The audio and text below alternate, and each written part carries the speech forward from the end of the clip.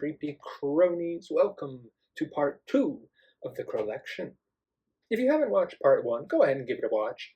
You may see some items that you already have in your collection, but rest assured, here in part 2, we're getting more into the higher-end collectibles, the one-of-a-kind pieces, the ones that just make it so hard to choose, my favorite.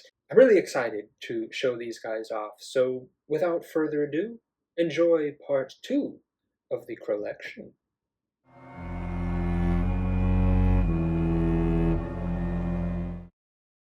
We are getting slightly more fancy now with the little busts and mini statues. This first one is from a seller on Etsy who 3D printed it and painted it for me.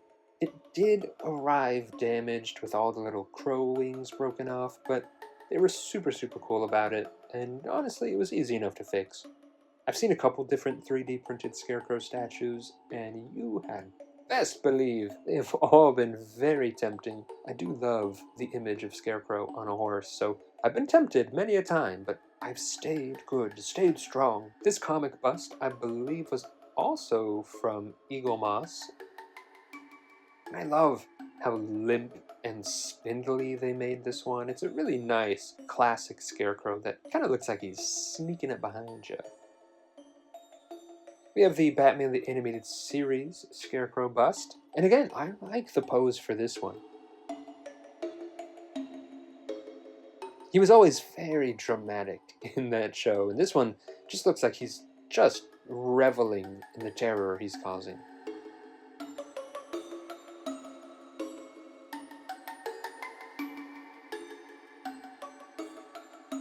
This little guy was one of my first statues way back from Batman Begins.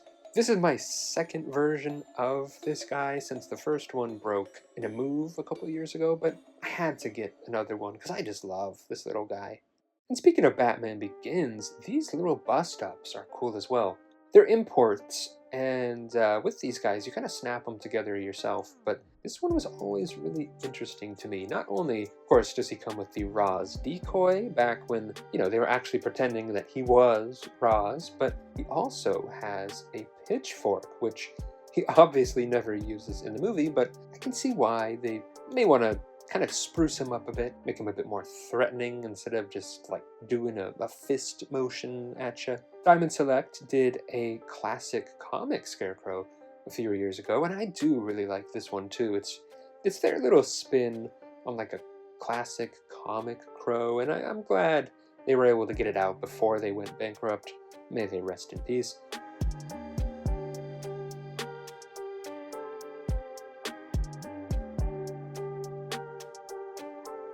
DC Collectibles also made a Scarecrow in their black and white artist series.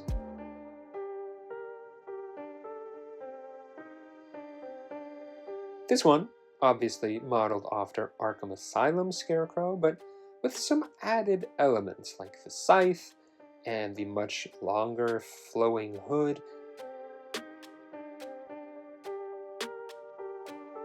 Very cool. I love that they actually chose a very dynamic pose for him for once. Iron Studios released Arkham Knight Scarecrow, and I was so happy when this came out. Scarecrow is, for all intents and purposes, the main villain of the game. Some might say that it is Arkham Knight himself, but no, don't get it twisted. It's definitely Scarecrow. But even still, a surprising lack of Scarecrow merch was released for the game, at least when compared to, Arkham Knight himself or Batman, so I love this one. I love the pose with him showing off that mean-looking needle glove. He's not very action-oriented in the game. He's very still, very controlled, so seeing him a bit more dynamic, very cool. And then Iron Studios also released a limited edition statue of Scarecrow through Sideshow. This guy was a con exclusive a couple years ago for a convention in Mexico, I want to say. And he was actually chosen as the fan-voted character to be made next in the line, which I thought was very cool. But this really is a gnarly piece, I think. with that victorious pose, with the removable bat cowl on the cross behind him. This one tells a story. It really looks like it could have jumped off the cover or like a splash page of a comic. And the design is really cool too. As far as I know, this is a design unique to them, but incorporating some classic and new elements. The coat and the hat are kind of classic.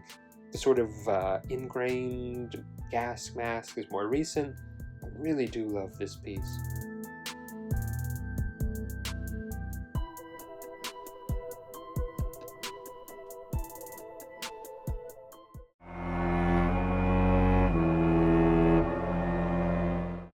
And then of course we have the Mondo Batman animated Scarecrow.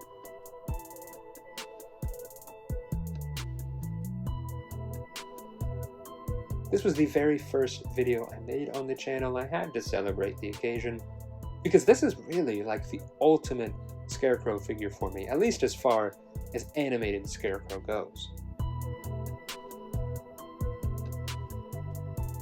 I did get 4 just to be able to display all the different looks. It was a huge hit to the wallet, but man, it was so worth it. This is probably the only time, at least for a long while, that we will get all of the different looks. Earthworm kind of mask, the Theotoxin head, so I couldn't pass it up. And I absolutely love this figure. It still just makes me so happy to look at. The Mondo line is something that I did, and admittedly still do, just try desperately not to get into, because I just don't have the room or the money. But I did also get Clayface, who I'll try and get a review up here for pretty soon, but that's it. No more. Unless they do the new Batman animated version, and then I'm screwed. But until then, no more.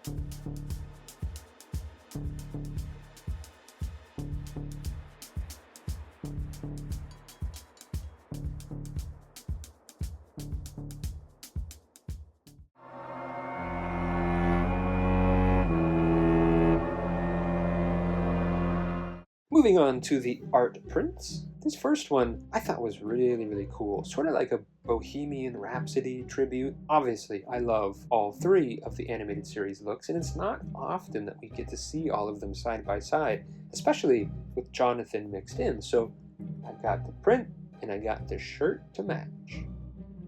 And speaking of the animated series, I thought this little wave was super, super cool too, with the faces of each animated design and how they get like progressively darker as they go. It's not quite like minimalist art, but something similar. It's not often that you really see cartoon characters from a straight-on perspective. It's always at an angle, because they can often look a little odd from a direct view. If you don't believe me, go look up The Simpsons from straight on. You'll see what I mean. But I think this artist did a great job. You can undoubtedly tell who each one is.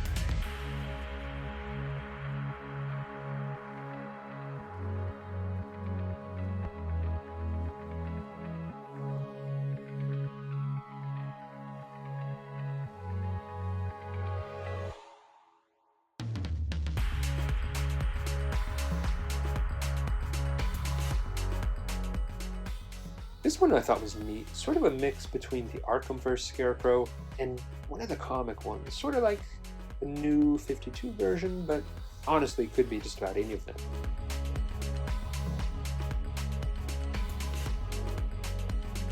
This one I do like, but it kind of freaks me out. I hate bugs. That is definitely one of the many things that Scarecrow could make me see if I ever got hit by his fear toxin, but I just love the Yellow Lantern Scarecrow. That was kind of the start, at least for me, when I started to see Scarecrow gain prominence a bit in the comics. And I just thought it was so cool that out of all of the evil, scary characters in the DC universe, they chose Scarecrow to become a Deputy Lantern for that Blackest Night arc. And I do love his kind of mini arc in that, how giddy he gets after getting the ring. It's just so cool for a Scarecrow fan like me. This one is from a series that, as you can see, I have many of. I really loved the use of the light and dark motif. I want to say they had a couple with the Bat family as well, showing them like half in the mask, half out, but I could be mistaken. Either way, I loved this series, and of course, I had to get Scarecrow. They are surrounding what was like my original kind of centerpiece for my art collection, which is one of my bottleneck gallery posters. Of course, I love it when a lot of the villains are shown together. That's not really something that happens often, I feel. It's usually just like one or two at a time. But this way, they're all pretty much equally featured. They had a couple different variants for this one. I usually prefer just like normal colors for everyone, but I don't think that was an option. So I went with kind of the fiery orange, red, and black, which I think fits the color scheme of the show pretty well. Another bottleneck gallery print from the animated series. This one from Over the Edge, one of the most popular episodes. Love the big feature of Scarecrow here. also showing the iconic fall of Batgirl. Very cool, very dynamic piece.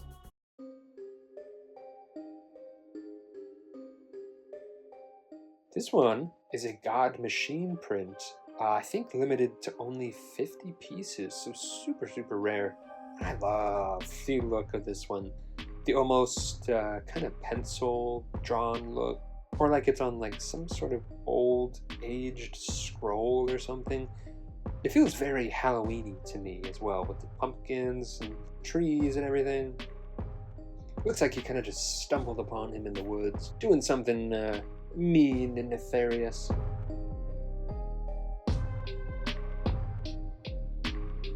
And finally, one of my favorites, this big print by Corey Smith Art. I saw this one online, and I think it was already a couple of years old at that point, but I reached out to Corey and he was kind enough to hook me up with a copy. I think this is so, so cool. Not only is it just super detailed, but I think it really captures the fraying of the Begins mask, which, if you watched my nerdy nitpick segment on the McFarlane Begins figure, you would know that that is one of my favorite tiny details that most companies just don't bother with. Just how like jagged and ragged and frayed and torn the mask is. He also colored in just the eyes, which I think makes it so, so striking.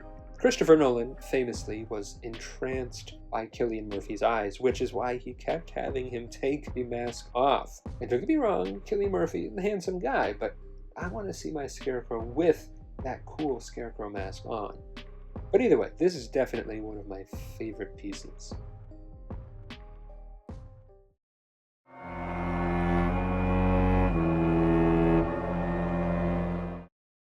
And next we have the actual sketches, and these ones are all very special to me, because not only are they all one of a kind, but literally handmade. Each one of these was drawn by a real-life person. This is its raw, uncopied form. And as I said before, I really love seeing how different people draw the character, whether it's a recreation of a pre-existing look, or sort of their own spin on things. Obviously, every artist has a very unique style, and seeing that captured in its raw form, again, it's just so, so cool to me. I wish I had even the slightest bit of talent in that regard. I'm sort of just in awe of artists and what they can do. Definitely support these artists if you can, whether it's buying some of their sketches, following them on social media, sharing their work, etc. I think in this day and age, we really need true, real, human-made art more than ever.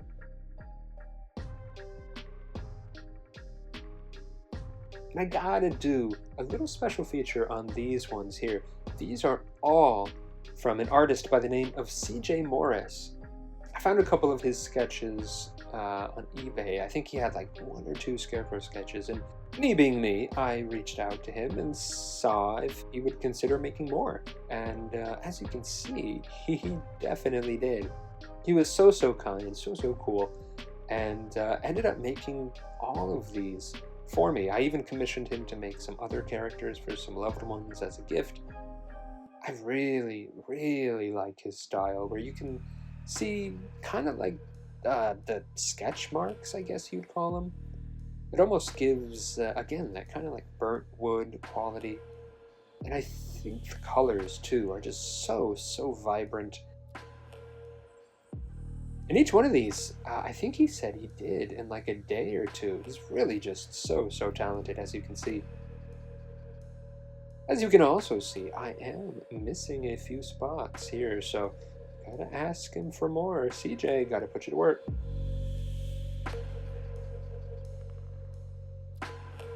But truly, go give him a follow, commission him for some work if you can. He's really so, so talented. And he's done such a wide array of characters other than Scarecrow. If you are a fan of something, chances are you'll probably see it on his page. This one here may look like a print, but actually is the artist original. This is another one that I saw online, absolutely fell in love with, so I tracked down the artist. I asked if he had any prints, but he didn't. But he did say that he had the original that had just been chilling in his portfolio for a couple years.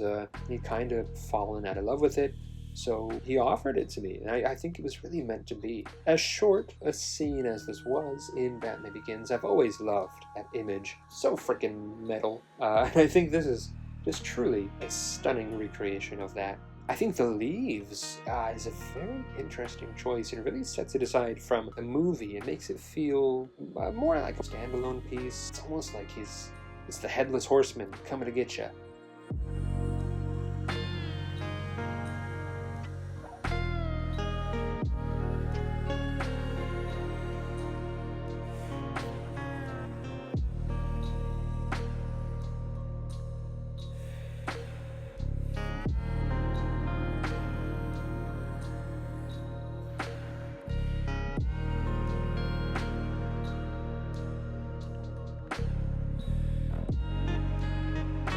These two I got together about a year or two ago now, and they both are so meaningful to me. They're both original sketches of Scarecrow from their respective artists. You'll notice, of course, the legendary Tim Sale and his long Halloween Scarecrow. Truly, one of my favorite designs. Again, there's something kind of Tim Burton-ish about it, which I just love. I got this, I want to say, a little bit after he died, maybe like a year or so, and it is, as you can see, unfinished, which I don't really know why it's unfinished, but weirdly, that kind of makes me like it even more. I really think Tim Sale's work wasn't quite finished when he passed. I think he had so much more to show us, and so this one really resonates with me. It really represents the early passing of a legend. This other one is the Year One Scarecrow, drawn by Sean Murphy. A pretty detailed sketch with some really beautiful shading and line work. Again, another interesting design that really just means so much to me because of how early on in my love for the character that I discovered this version. There haven't really been any figures or anything made of the Year One version, so finding art, especially original art like this, feels all the more special. This one here is another special piece. It was commissioned by my mom, actually, to help an artist friend she had at the time.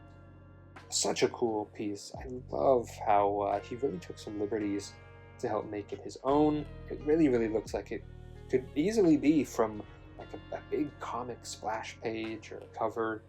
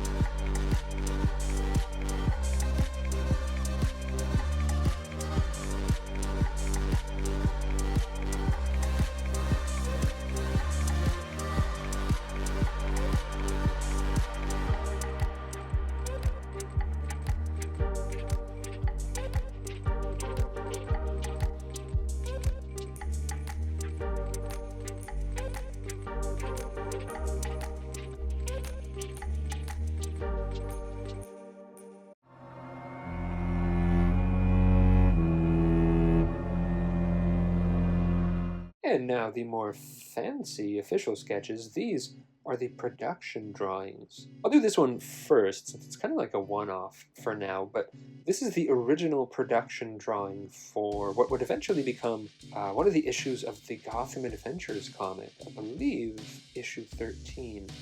I always love seeing all the little behind-the-scenes markings and things. It all means absolutely nothing to me, but I just love seeing how much work goes into things like this and all the hands that it passes through. It's just so cool to me.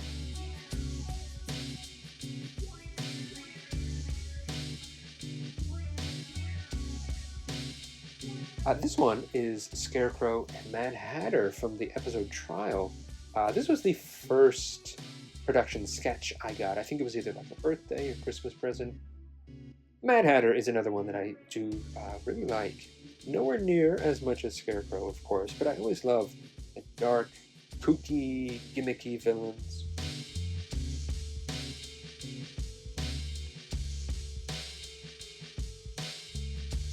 This one here, not the original art of Super Friends Scarecrow, but it says here, was signed by the original artist. It's a recreation he did a number of years later, but it was the same artist who drew on the original cartoon, which I think is pretty darn cool. I also have another Super Friends sketch that is one of the originals, and again, those really, really cool notations I just love, especially from something this old, where I'm sure the animation methods and things really changed over the years. Here's a production drawing of Scarecrow from Batman Gotham Knight. A more obscure Scarecrow, another one that's just so kooky looking. Very anime inspired, very piecemeal. Supposedly, this look is canon to the Nolan films, but can't really see Cillian Murphy's Scarecrow looking like this between Begins and Dark Knight, but that's just me. This here is a reference sheet for the new Batman Adventures. They do these things, I think, to kind of show the character in different poses, to help animators be able to reference the original design, or to use in marketing and things. There's not much color to it. Obviously, the show got literally and figuratively darker as the show went on, but I still think it's really, really cool. I don't even think it would really look all that appropriate if it was too colorful. I really, really wish we got to see more from this design in the show. It was just 2 episodes, a handful of small comic appearances, and like 1 video game, that's it. Next up, the production art, and these are some of my most prized possessions for sure. These ones aren't animation cels, of course, but they are IMAX cels of Cillian from Batman Begins. Forgive the very, very quick homemade display here. These are just so I can display them while I look for something a bit more permanent. Supposedly, there weren't many IMAX prints of Begins, at least not as much as Dark Knight or Rises, so that makes these extra special. Now for the cels, none of these have the original backgrounds, they're all just recreations. I have seen a few with the original background, but I cannot afford any of those, and I'd be even more worried about damaging them. This first one I got is from Dreams in Darkness, when Batman throws the Batarang. And what's super cool about this one is that this exact frame actually showed up in, I think, a recent Scooby-Doo crossover comic, which made me feel super, super cool knowing that I own that exact frame, which was very surreal. I do need to get this one reframed. Since it was my first one, I thought it was super cool to be able to see the tape and production notes and everything, but with everything I have learned about animation cels and the preservation of them since, I know I need to reframe it for its longevity, so please do not judge me or come for me. Going back to the model sheet, this is another little reference sheet, or like a character model sheet. Obviously, not the background from the show. This show was never this vibrant and happy, but I always love little promotional / behind the scenes kind of things like this.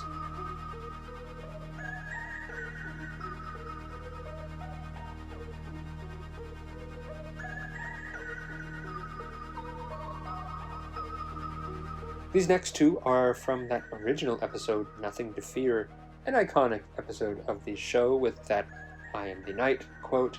Even if it is arguably the least interesting of the three designs, I still wanted to have at least one cell of each look. I do still need to get one of Jonathan unmasked, but of course the mask is the priority.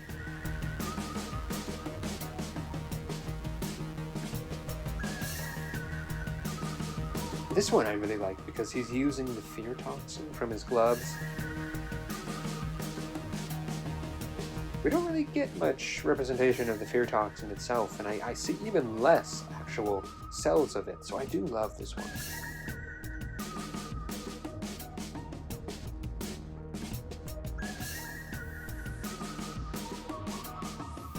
This one is from the new Batman Adventures, that kind of iconic, zombified southern preacher look, and again, another version of the fear toxin, or I guess anti-fear toxin in this case. I've always loved that it was given in an inhaler because I myself am severely asthmatic, had it all my life, and inhalers have become kind of like a running joke with me, so I don't know, it just makes me happy. And this one is also signed by the man himself, Bruce Timm, so it makes it extra special. And this one, again, one of my favorite pieces. I've always wanted to have a side-by-side piece with both the original production drawing and the animation cell.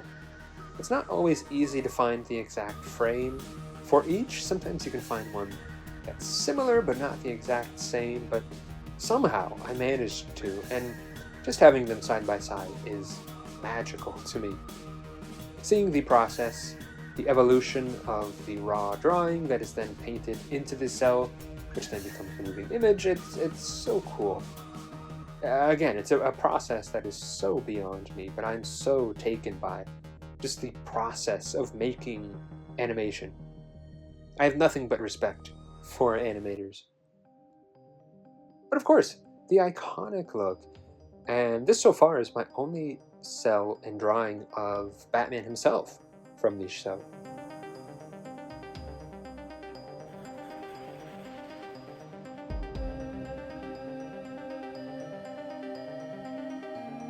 Then we have the Nightmare Scarecrow, sort of like the Fear Toxin effect version from Fear of Victory.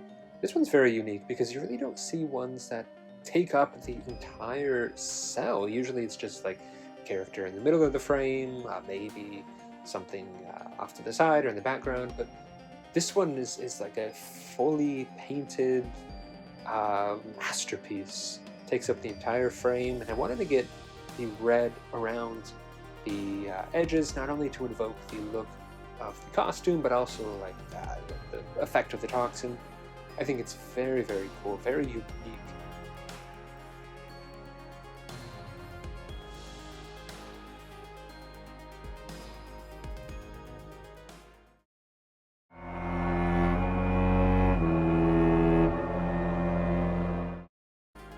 Next up, the autographs.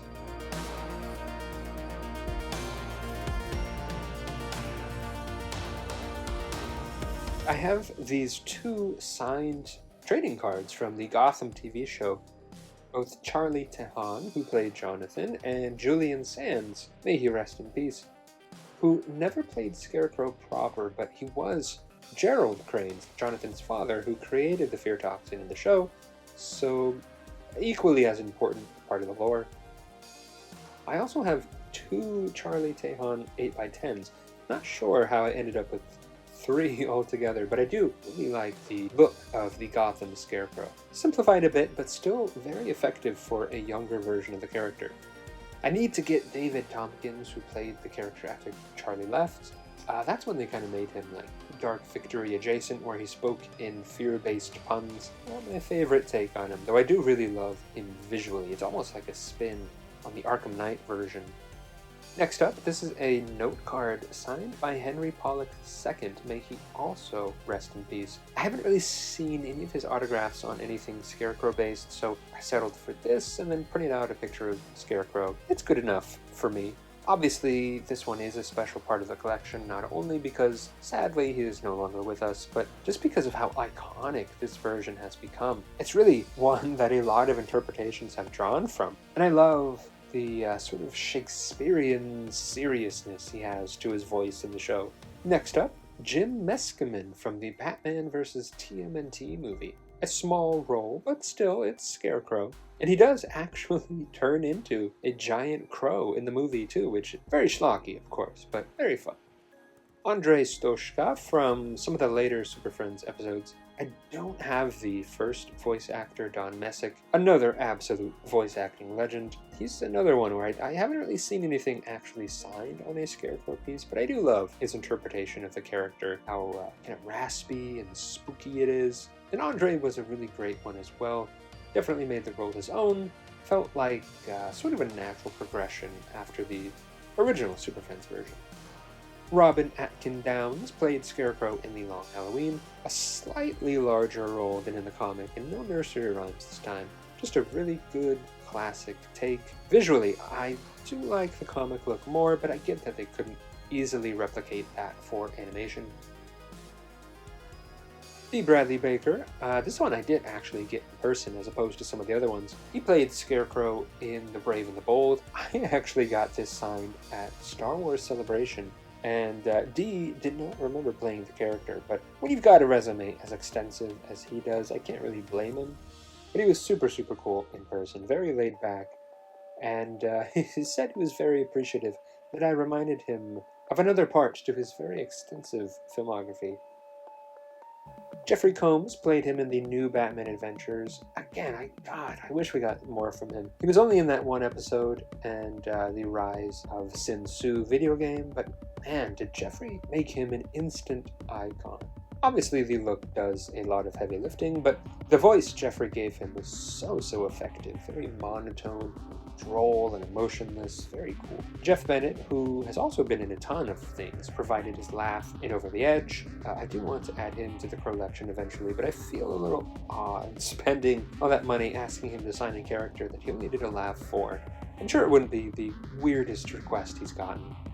And speaking of icons, we got Corey Burton, who played him in Batman Gotham Knight. He doesn't do signings very often, so when I saw he was doing one, I knew I had to take advantage. He's definitely up there with the voice acting legends of our time. And even though it was a pretty small role, I think only maybe 1 or 2 lines, having such a legendary voice actor made it all the more special. Here we got another icon, Robert Englund. I absolutely love the Injustice 2 version of Scarecrow.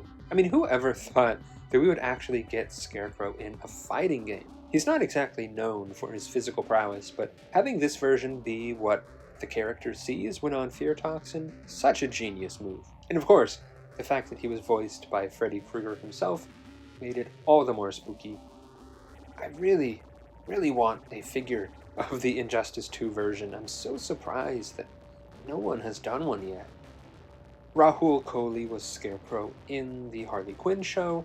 Another small role, all things considered, but our very first British Scarecrow, and I believe the first actor of color to play him as well. I love Rahul's other works, especially in the Mike Flanagan shows, and it was nice seeing a less serious, more kind of funny take on the character. Of course, he died a very gruesome death, as many other villains did on the show, but I keep hoping maybe they'll bring him back somehow as like an even scarier version. I mean, yeah, his face melted and his head exploded, but when has that ever really stopped anyone? Dino Andrade played him in Arkham Asylum, which is another one that became instantly iconic. I mean, everyone remembers Scarecrow in this game, what he did to mess with our minds, in our consoles, and I really like the take on him. Not only the cobbled together look of the costume that all the villains had, but this is also a more maniacal version of the character than we've gotten before, which I think Dino did so well on. And the introduction of the kind of Freddy Krueger glove, which has more or less become a mainstay for the character since. Bradley Whitford played Scarecrow in the Batman audio adventures, and I'm telling you, if you guys have not listened to it yet, you really should. Season 2 with Scarecrow, all bias aside, is pretty fantastic. The show itself is very campy, kind of like an old school radio play, or like a continuation of the 66 series, but the way Bradley plays Scarecrow in Season 2 is very chilling, I think. There's this real kind of pompous arrogance to him, that I love. And he gets a really sick pleasure from the fear that he instills that they haven't really done in many interpretations. No spoilers, but there is a scene with a heart monitor tied to a bomb that I think is genuinely tense. I cannot recommend it enough. John Noble was Scarecrow in Batman Arkham Knight. God, what can I possibly say about this one that hasn't already been said? If you put a gun to my head, if I had to choose, I may honestly pick this one as my favorite Scarecrow. He looks so cool, of course, but John Noble gives him such a weight and gravitas and presence. That deep, raspy voice coming out of this corpse-like costume is just so cool. He also has some really badass lines, so I just love this version. I do love Dino Andrade as well, like I said, but I can see why they recast the role for this version. It's a completely different version of that same character, but the explanation for why he changed makes a lot of sense. My boo also got me a cameo from John Noble a couple of years back where he gives insight on playing the character. He actually talks for like a good 8 or 9 minutes. The man is a speaker box for sure, but it was so fun to hear him talking about it. He seems like such a lovely guy.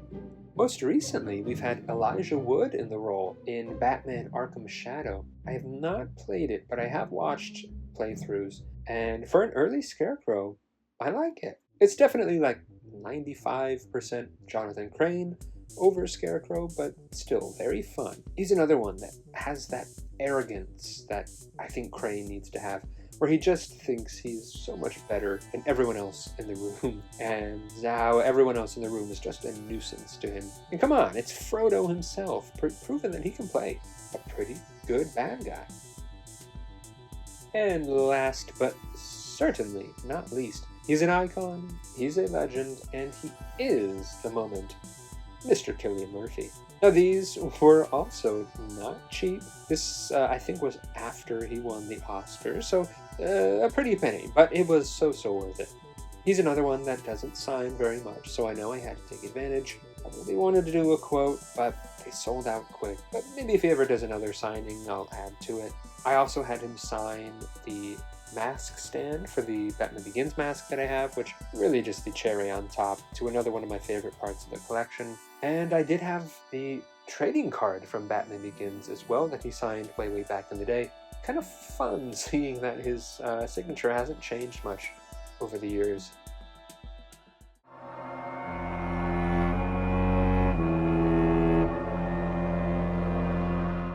And finally, we have the big boys themselves, the statues. And these are all some of, as you can imagine, my prized possessions. We have the recent Sideshow one, which comes with a couple different portraits. I pre-ordered the collector's edition, I think it was, which came with the extra Fear Toxin piece as well, which has sadly broken since, just my luck.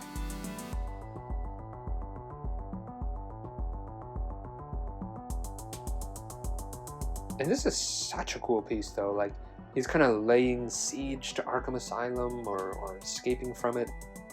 I love the Fear Toxin cloud rolling in. I love the birds that may or may not actually be there, we don't know. Every so often I kind of alternate between both heads. Don't get me wrong, I would totally get 2 of each of these statues if I could, but even I think that would kind of be absurd. No room, no money, so I gotta learn to appreciate just the one. And I love this extra head too, because it's so reminiscent of the Alex Ross Scarecrow.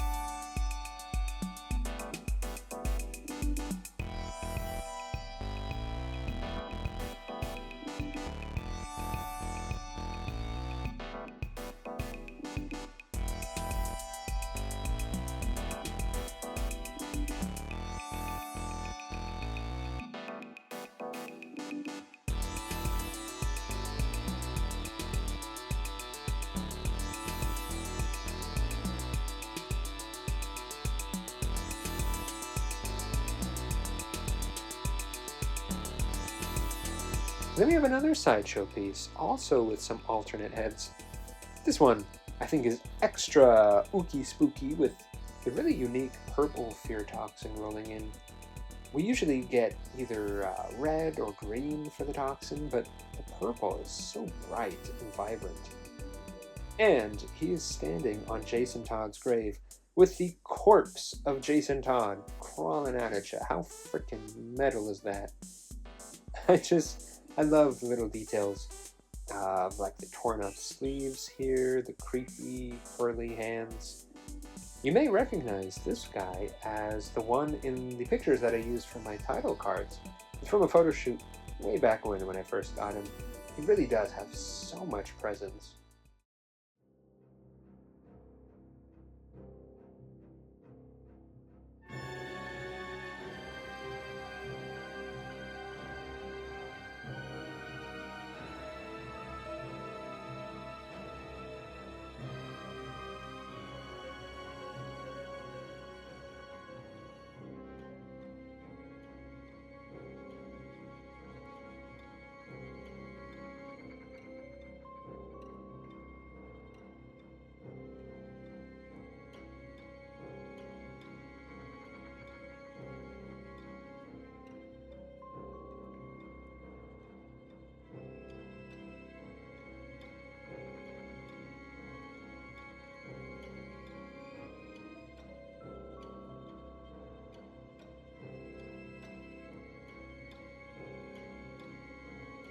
My most recent one is the XM Studios Samurai Scarecrow. I'll admit, I'm not the biggest fan of the Samurai Batman series in general, but that definitely changed when I saw Scarecrow. I love the kind of old, medicine man look they gave to him. The human head, don't get me wrong, is beautiful, sculpted, painted, beautiful as the rest of the figure, but it doesn't really scream Scarecrow to me.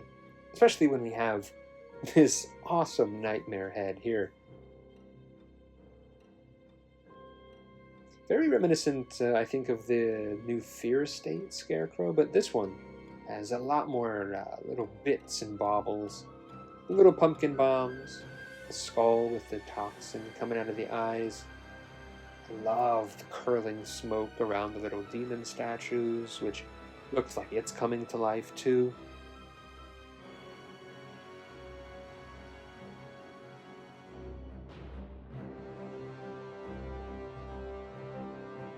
There's really so much detail packed into this one. I absolutely love it.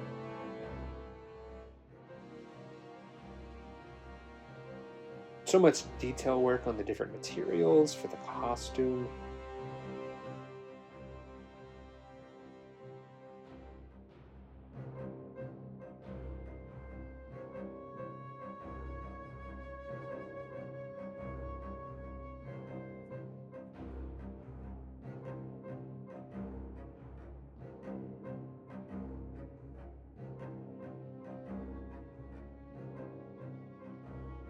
And a couple different added elements as well. We have the rope for the mask dangling here, a real chain for the hanging skull, and even plastic tubing for his big barrel of fear toxin.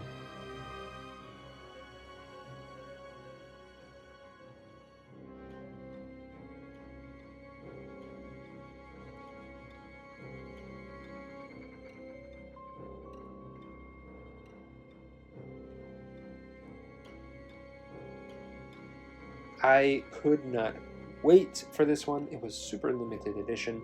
I think there's only 250 or so of them made, so I did not want to miss out.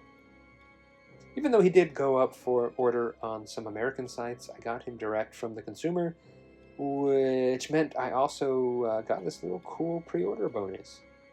It also meant I had to pay a lot more in custom fees and whatnot, but holy moly was it worth it. Not only is it one of the most unique pieces in the Crowllection, but truly one of the most beautiful and finely crafted.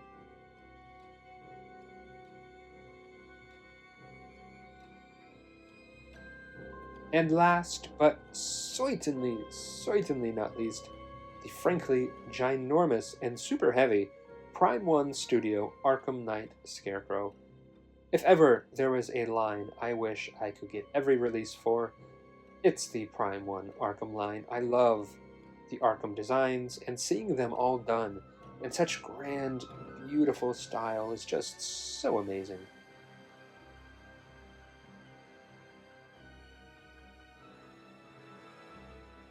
Thank goodness they haven't done an Arkham Asylum Scarecrow, but come on, you know I would totally get it if they did. But again, the Arkham Knight Scarecrow might just be my all-time favorite version. I don't know, it's so hard to choose. It's my own Sophie's choice. But seeing all the little details up close is just so cool to me, and really makes me appreciate the design of this look all the more. It's really just, such a stunning piece. From the kind of fear mask gargoyles looking like his henchmen from the game, to the transparent material for the toxin tubing, the feared glove,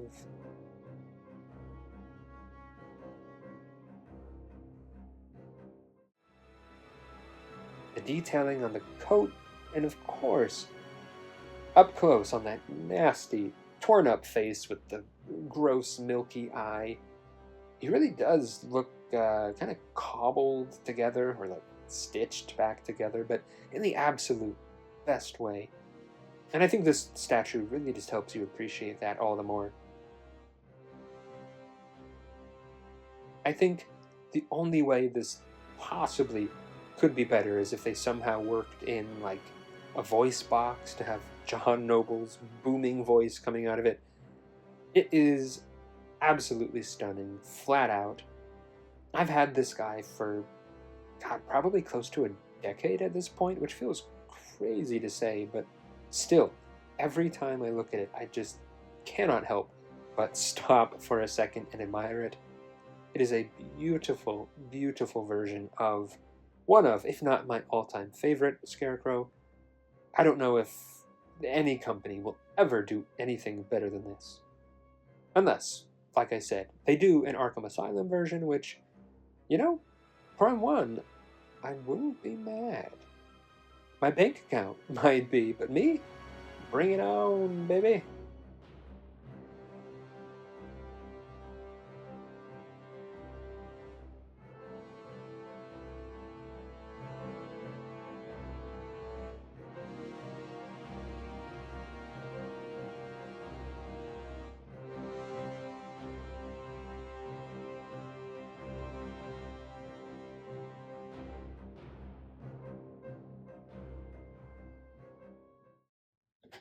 Whew. All right. There we have it, you guys. My beautiful, ever-expanding Crowllection. From the more common pieces to the more unique to the one-of-a-kind. I really do love every little piece of it. It's taken me years and years and years to accrue this much stuff, but I really do look at all of it and still just genuinely feel joy. It feels curated and personal and me.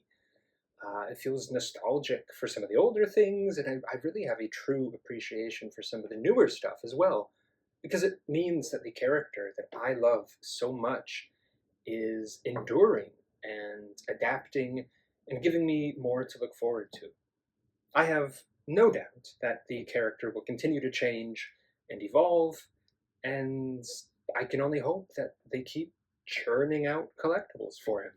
You know I'm going to get my nerdy little nubs on as many as I can.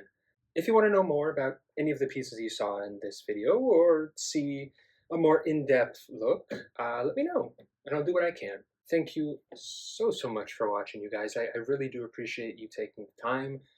I hope that me sharing some of my joy has brought you guys some joy as well. So please let me know what you're passionate about down in the comments. I always love to hear what makes people happy in this day and age.